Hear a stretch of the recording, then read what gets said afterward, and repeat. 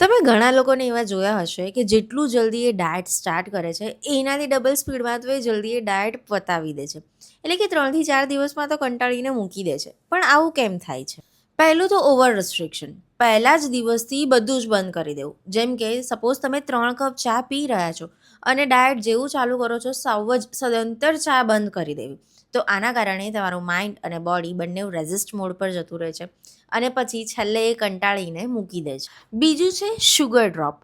તમે જાતે ને જાતે જ ડાયટ સ્ટાર્ટ કરી દો છો અથવા કોઈએ કંઈક કીધું, કશે કંઈક જોયું અને તરત જ એ વસ્તુ તમે ફોલો કરવાની ચાલુ કરી દો છો.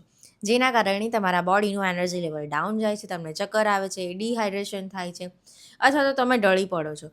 તો આવું જોતાં જ તમે એ ડાયટને બંધ કરી દેશો. ત્રીજું છે ક્રેવિંગ્સ અટેક.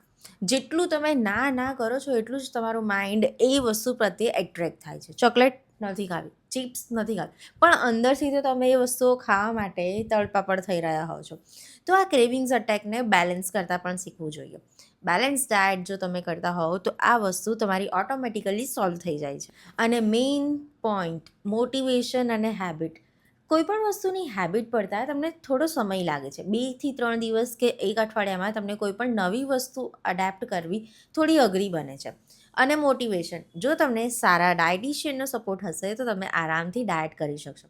પણ જો તમે જાતે ને જાતે ડાયટ કરવા માંગો છો તો તરત જ 2 થી 3 દિવસમાં 4 દિવસમાં તો તમે એ વસ્તુને મૂકી દેશો, કંટાળી જશો, કારણ કે તમને તેમાં કોઈ નવીનતા જોવા જ નથી મળતી. તમારે ડાયટ નહીં પણ તમારી લાઇફસ્ટાઇલ જરૂરથી ચેન્જ કરવી જોઈએ. નાની નાની શરૂઆત આજથી જ કરો, રિઝલ્ટ આપમેળે તમને મળી જશે. તો મળીએ નવા વિડીયોમાં નવી માહિતી સાથે. ત્યાં સુધી મારા પેજને ફોલો કરવું ભૂલતા નહીં.